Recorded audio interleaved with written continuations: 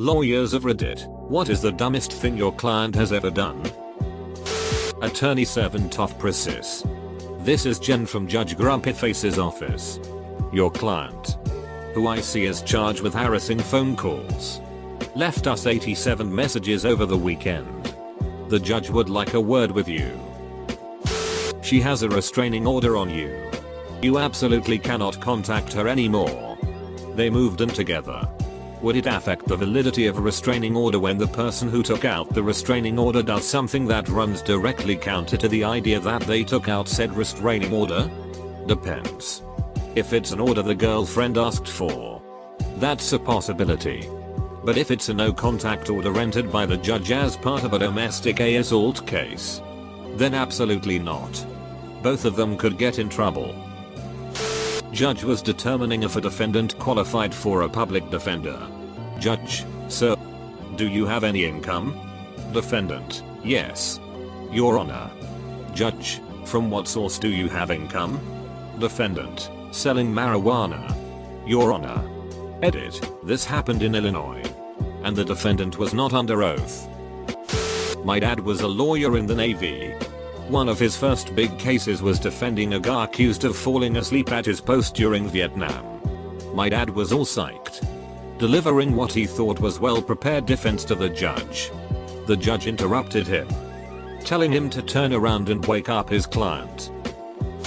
My all-time favorite is a client I had who was charged with driving under the influence, DUI, who wanted to challenge the charges on the grounds he didn't think he was drunk and the tests was administered improperly, who appeared at his court hearings rip-roaring drunk, twice, and then, both times, he got into his car and tried to drive away, and both times, the police promptly stopped him, administered a breathalyzer and charged him with DUI and related offenses. We didn't win that case. Cashed in their retirement while in bankruptcy. When it is cash, it is not protected.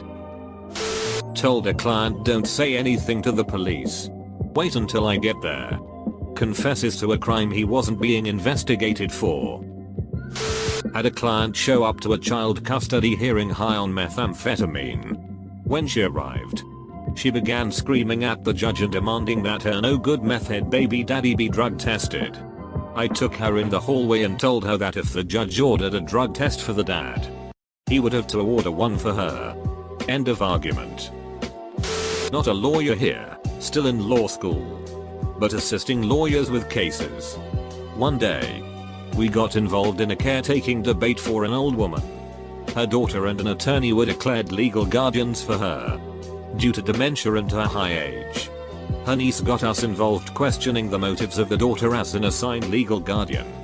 Long story short, her motives were definitely questionable. She stole $10,000s of dollars and even her mom's vacuum cleaner and silver cutlery, which resulted in the poor woman eating with her fingers, and the case seemed to be a piece of cake for us.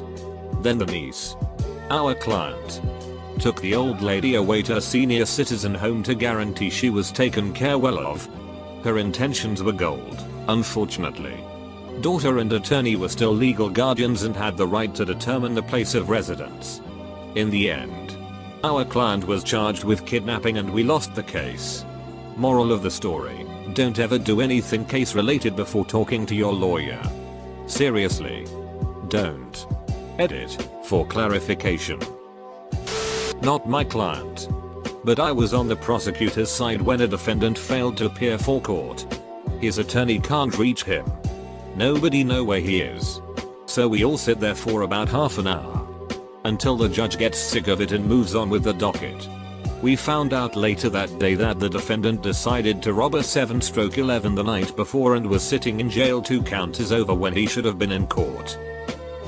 While driving, he saw a woman wearing only a bra. Distracted, he crashed his car. He sued the woman, and we were about to win the case before he decided to make the woman try on the bra to prove that it was hers. The woman was wearing a leotard at the time, and so the bra didn't fit. I mean, of course a bra's not going to fit on over a leotard. A bra's got to fit right up against a person's skin, like a glove. Fortunately I was not the attorney in question. But guy is convicted of some traffic related offense. Loses his driver's license, effective immediately. Gets in the car and drives home. Along with his lawyer. I remember watching a short little blurb about the number of people that drive to the DMV to get their expired licenses renewed. And even the ones who go. Fail the test. Then drive home. So I'm a law student. But I work at a volunteer desk that helps people complete the forms for court. The awful part is I can't give any legal advice since I'm not a lawyer. Which means I can't tell these people they don't have a case. However, the stories are great. They're the lady who sues celebrities. She asked me to help her sue Robert De Niro. Someone else helped her with a suit for Matthew McConaughey. She was doing it on behalf of her kids and their fathers for in excess of $100 million. She didn't even know how to spell their names. Then there's the guy who is suing DirecTV, CNN, Fox, and who knows who else. Apparently, he's the one you have to THNK for putting color on your TV shows and adding animation. He was suing because they hadn't paid him. Ever. Finally, there's the lady who is suing her former employer for giving her too much money on her last paycheck. She told me they did it because they liked her and wanted her to come back. There was maybe $60 extra on the check. She was suing for $10,000. My law teacher would tell stories about a juvenile court he used to work in one of the more questionable areas of California. Apparently they had a real problem with defendants coming in with sagging pants and court officials showing up in beach clothes. The judge finally got so fed up with it that he kept a box of rope for an impromptu belt and a box of neckties behind his desk. And he'd begin court proceedings by lobbing ample amounts of both over his stand at anyone he felt was in need of them. I worked for the public defender's office and met a client in jail for a lineup that he had adamantly demanded regarding a crime with multiple witnesses. I met the client for the first time in a separate room to let him know how it would go down and what to expect. This is the kind of lineup you traditionally see on television where there are a number of similar looking people standing shoulder to shoulder in front of mirrored glass. They pull the people for the lineup from the jail population, and despite their best efforts this is not a huge population. I walk in to meet the client and he has a sty on his left lower eyelid the size of a golf ball. It was the most identifiable mark on a human's face I have ever seen. He still demanded the lineup and was identified instantly by every single witness without a shred of doubt in their mind. He still demanded a trial and the sty was gone by the time the trial commenced. TLDR. Guy with golf ball size lump on face demands comparative lineup. Not a lawyer but a legal secretary. It's illegal to kill crocodiles in Australia, so our client filmed himself and his friends doing it. Funnily enough, they got caught. Going to be kind of hard to disprove a video that clearly shows the animal being killed and subsequent celebration. Plus photos with the carcass. What an idiot. Another guy robbed the pub he worked for. Stole the work ute. Drove to the city. Went straight to the casino. Parked the work car in the lot. Lost $10,000 playing blackjack, then bought $2,500 hookers and was entertaining them when the cops arrested him. Classic. There are probably others. But I've been doing this for 10 years, so they've all blurred together. People are dumb. Talk to the cops. People. The police are not your friends. They won't make things easier for you. Can't tell you how many cases could have worked out better for the client if they just shut their mouth. I live in Sydney, Australia. New legislation has just been enacted that if you don't talk to the cops, unfavorable inferences can be drawn by the jury from this refusal admission if you later rely on facts that you didn't admit to when first questioned. Sometimes you should talk to the cops. Story from a friend of mine. He was defending a guy in court. Don't remember what he was charged with. The main witness for prosecution was on the stand and was asked if she could identify the defendant. She was scanning the courtroom and seemed confused. My friend was already silently celebrating because if she couldn't identify him, he could probably get all charge dropped. As he was mentally adding this case to the win file, he happened to glance over at his client. who had just helpfully raised his hand to make it easier for her to identify him. Even the judge facepalmed on that one. I'm not a lawyer, but the optometrist that I went to had an officer manager that was marking on people's accounts that they got refund checks and crediting the balance, then cashing them herself. She took $50,000 in a year and got caught. When asked why she did it, she said, "No one told me I couldn't." During a divorce, the ex-husband claimed that he didn't make much or any money and wasn't able to pay the child support we were asking him to pay. A few hours after receiving this information, he posts a picture on his public Facebook of a wad of cash talking about how ballin' he was. Needless to say, his claim didn't hold up after that. What about stupid lawyers? How about this one? Friend of mine wants out of business with stupid partner. Hires a highly recommended lawyer to handle contractual issues. He hands him over business keys, credit cards and mobile phone so that he can return them through proper channel. Over 6 months. Former business partner's lawyer keeps sending threatening letter asking for return of said keys, credit cards and mobile phones. Eventually sues. Dumbest lawyer doesn't allow friend to come to the hearing. Call him 1 minute before it starts. And never mentions he had said items all along at the hearing. Friend loses and has to pay damages. Oh, and lawyer sends bill the same day. Then goes on vacation for a couple weeks. Needless to say, friend is hiring new lawyer to both appeal and sue former lawyer. I used to represent patients who were involuntarily committed because of a mental illness, so I wouldn't describe them as dumb. But still. Clark, do you swear to tell the truth, the whole truth and nothing but the truth? Client, no. This happened a dozen different times.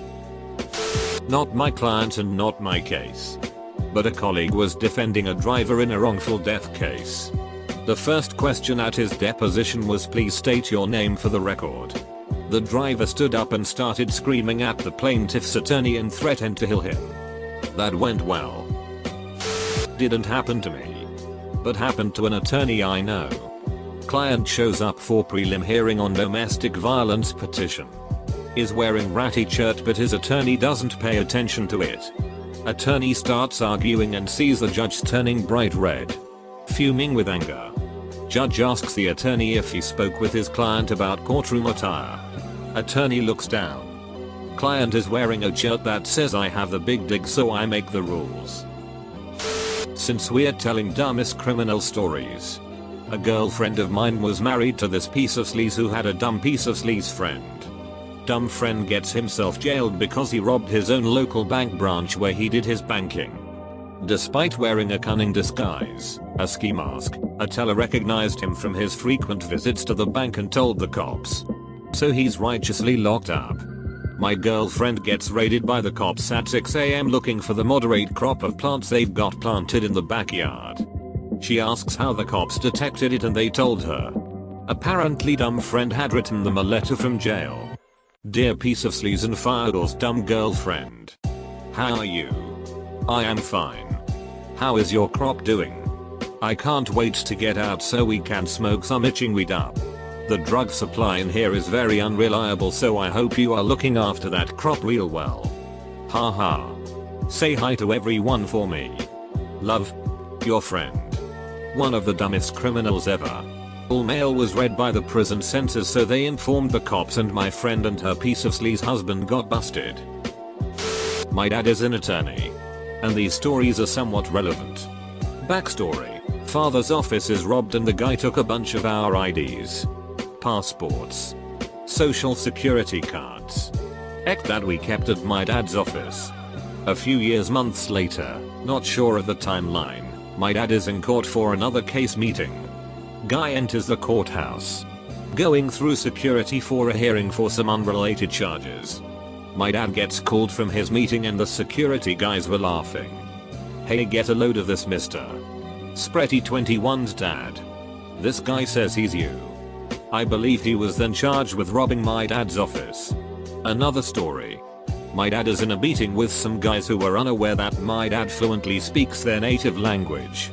They were telling him one story in English. then would switch to their native language to confer about covering up the truth. My dad let them go on like this for a while before finally cutting in their language and asking them about the real story. They were extremely dumbfounded and busted. This will probably stay buried. But hey, it's out there. My high school best friend's father is a lawyer. And I remember him telling me this story years ago. He gets a client who was being charged with a DUI. He asks the client what happened and the client states that he had 2 drinks. Gets stopped. And the police wrongly charged him with driving under the influence. My friend's dad then looked over the evidence as any good lawyer would do. Come to find out, there was video evidence from a dash cam. Awesome. His client on video was visibly drunk. And he described it as being you'd be stupid to think he was sober. He was convinced there wasn't much he could do with this. There's icing on the cake though. When the police officer went to give him the breathalyzer, his client is heard stating, "I'm too drunk to use this damn thing." I represent clients before the IRS. Had a couple who owed around $250,000 in back taxes. We had no defense. So the only thing to do was have the clients meet with the IRS and plead for leniency.